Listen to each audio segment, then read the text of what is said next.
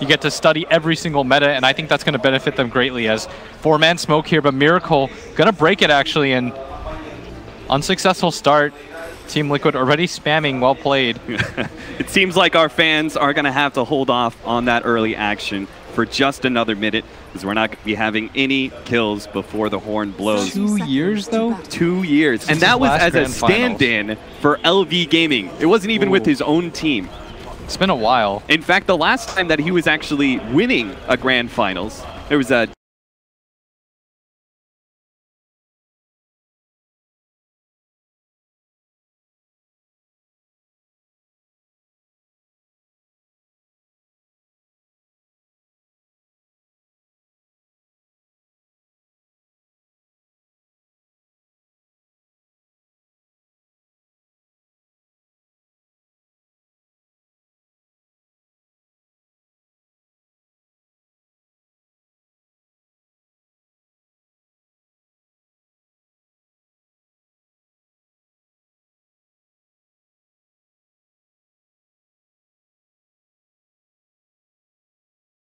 making his way up at top, where Pugna is going to have a very nice matchup against this Night Stalker. Do you think that is part of the reason they're running this aggro China lane, is they want to help keep the supports locked down somewhere so they can't interfere with that strong 1v1 mid matchup? I think the way to beat Liquid is to try to disrupt their lanes as much as possible and hope that they don't get to pick all their teamfight heroes. But as we say that in mid, a bit of an engagement as the Clockwork comes in. I do feel like Mineski, though, does match up pretty well against them. They were the closest to taking them down throughout this tournament in that game 1 with a very strong laning phase. Of course, Liquid, you can't really sleep on them ever. Yeah, it's a Miracle right now. Already down, has no tango for another 40 seconds, so he's having a ferry out himself right now, but they are going to go for the kill on the courier jabs, unable to make it in time, though.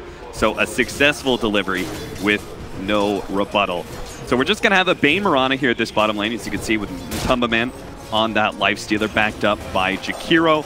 And looks like GH on the Earthshaker is already roaming up to that top lane, as you pointed out, trying to upset the balance a little bit at this current laning phase. A Night Stalker versus a Pugna at top. Yeah, and Liquid just prioritizing this Pugna very heavily, as well as this Earthshaker.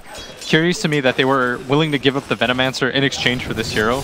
Just how it just shows how highly they value this hero, especially played by GH. It can also be played by Miracle or Mind Control. We've seen it in pretty much every role for Liquid. Yes. Pugna to Crepify into a deny on the range creep, always a win. They seem to be prioritizing. Winner was actually thinking that maybe they would put the Clockwork as the core, simply because he felt like it was such a good Clockwork game that they would prioritize that. Instead, we're going to have Ice's Night Stalker, which we saw obviously in the previous series. Do you think that's a worthy Night Stalker being able to get a solo 1v1 in his safe lane? Is that hero actually worth that kind of, I don't know, I guess opportunity?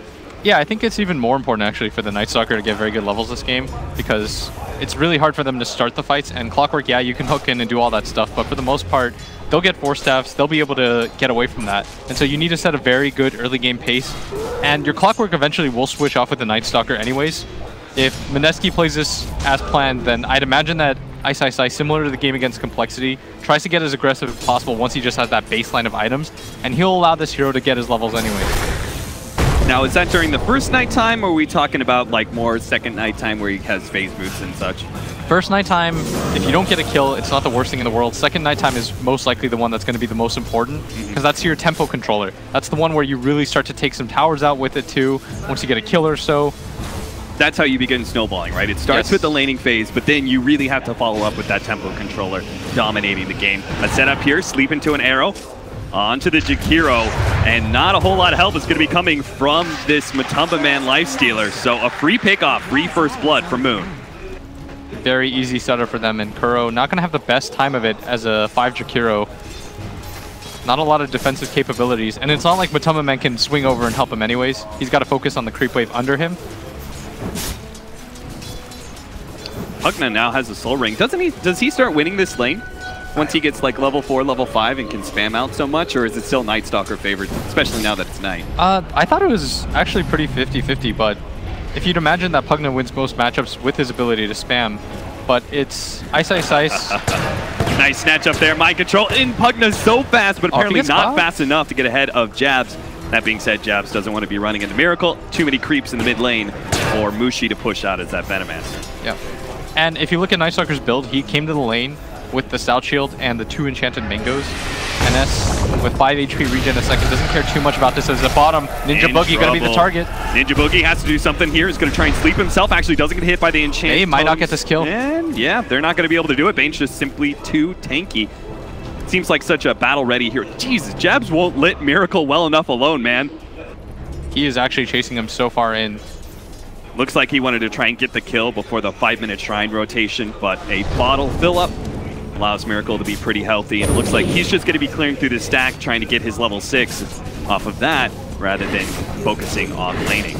Yeah, and it doesn't really feel like they're prioritizing this laning too hard anyways, as Jab's going to come in. He's got the cogs, he traps both of them. Oh no, neither they're both going to get the shrine. Jabs eats his way out of the cogs, battles out a little bit more of the battery salts, not doing a whole lot of damage with the help of Mushi. Oh, what a deny from GH with the enchant totem. Actually, play Matamba Man, he tries to go for that one too, unable to do so. So at least mineski do manage to score one of those kills.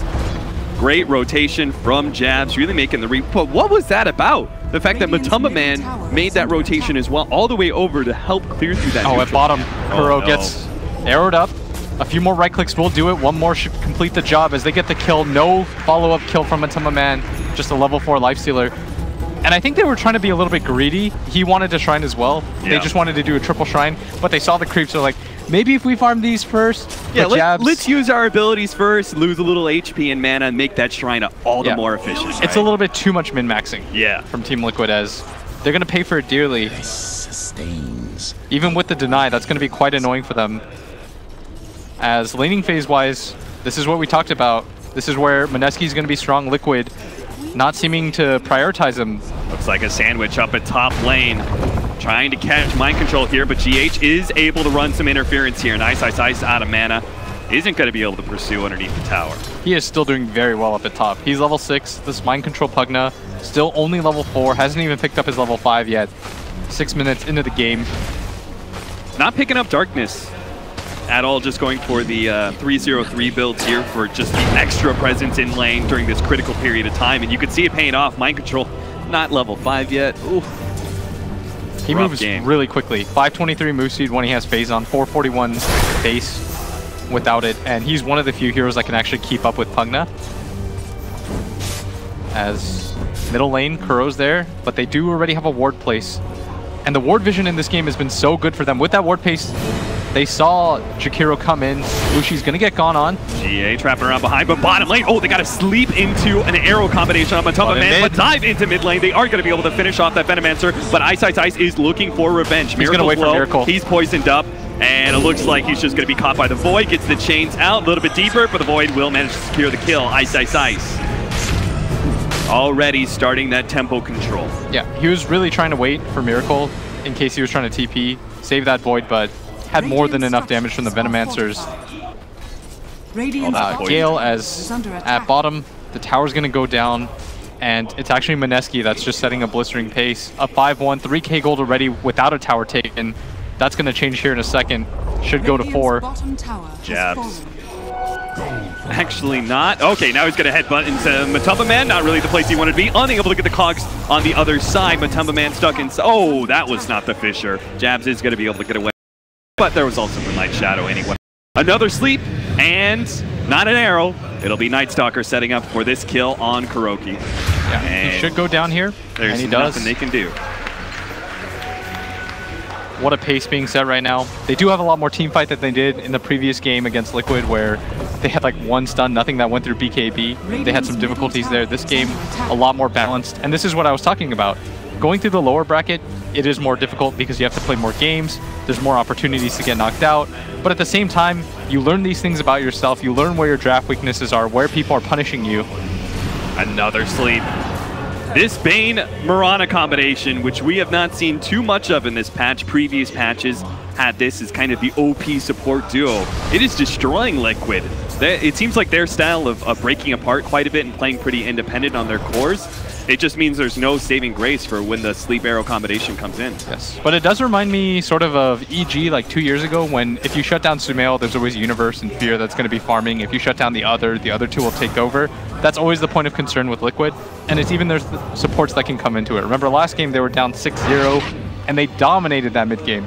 Yeah. So for mineski, you've got to keep up the pressure. Continue to play this very tight style of Dota, and try not to make those mid-game mistakes that teams often seem to make against Liquid. Yeah, it's all the more important, right? You dominate the laning phase, you start getting those extra kills, you've got a huge gold lead. You got a big experience lead. Even just a few mistakes are going to be all the more costly just because the enemy team gets so much more out of those kills. And it looks like Liquid, they want to go for a smoke. Lifestealer in that troll. Running into mineski's smoke, though. Ninja Boogie pops out with a sleep there. Arrow, intercepted by a creep, but maybe it's good because this is not where they wanted to be. They're going to jump forward, but Matumba Man, he wrapped around with a neutral creep. They're going to be able to get on top of that Venomancer instantly. A leap away, but it's Ninja Boogie who's going to be in trouble, caught by the Ice Path as well. They're going to be able to easily get that kill underneath tower. Nothing is going to be stopping Liquid from moving forward. Mind Control, they're actually so low on poison right now. Mind Control's going to take out as well as she's going to take two. Jabs has come in. The arrow actually nails Matumba Man with his ranged up, but he does manage to get the hook shot onto GH, getting that kill, bouncing back with the cogs on a Miracle. He's dropping lower. Moon trying to finish him off the last couple of right clicks, but a wand and away from vision. Miracle's going to be able to good. Moon leaps forward. He's going to be able to jump over. He's caught. He's caught by Ninja Boogie. He was laying in wait, and they will be able to TP out. No, the Ice Path actually catches him. He already has the leap on cooldown, but Moonlight Shadow is up. Do they have the damage over time to be able to finish him up? Because they don't have the detection. It's going to be close. Barely. No, Fisher. Moon dodges it. Doesn't have a TP, but he does have some regen. In half a second, he's going to try to leap for this. Kuro coming into this. Is he really trying to make this play? Mind Control is the one to pick up the kill, but at least he bought his team a whole lot more time. Because Liquid pretty much 5-manning around that area as a result. Yeah, in hindsight, he had absolutely nowhere to go. They still knew that he was there. I think they actually utilized the scan for that as well. They just used it recently. As up at top, mineski gonna smoke again. Oh, Fiend's Grip onto mid lane. They snuck around with a Bane. Looks like they should be able to just right-click him down. Miracle does have a remnant up, jumps over to the side, gets over to the cliff area. He's gonna try to get denied. No, Jabs is there. Stop from Jabs, and now he's grabbed GH as well, locked inside the cogs. They do have some help. Mind Control's here, trying to go the life drain out, but GH may still die. Echo Slam thrown down, but Jabs gets the kill before he dies. Ice going for Mind Control, trying to kill the enemy offlaner. He's got nowhere to run to, nowhere to hide against the Night Stalker. At darkness time, 6-13. mineski, you said a blistering pace is being set, and they are not stopping one iota. Jabs is playing out of his mind. He has made so much space on the map for mineski. That play where he stops him from shining, he forces 2 kills, that hook shot right there, so many different engagements where he's the one setting the pace. It's often that you talk about GH being the one doing this, but it's actually Jabs. His 4-position clockwork, making all the room in the world for them is Mushi. He's gonna farm, he's got the Dragon completed. And the entire team on mineski is doing so well, but it's this clockwork leading the way consistently, making the plays that they need. Look at how many spells they dropped on him. I think they echoed him. They used Macropyre. Time to get out of there. That is Liquid fully grouped up. Does manage to get the sentry. Sentry see the ward. They're looking on top of the cliffs. It looks like it's barely outside of vision. Ooh, that is unfortunate.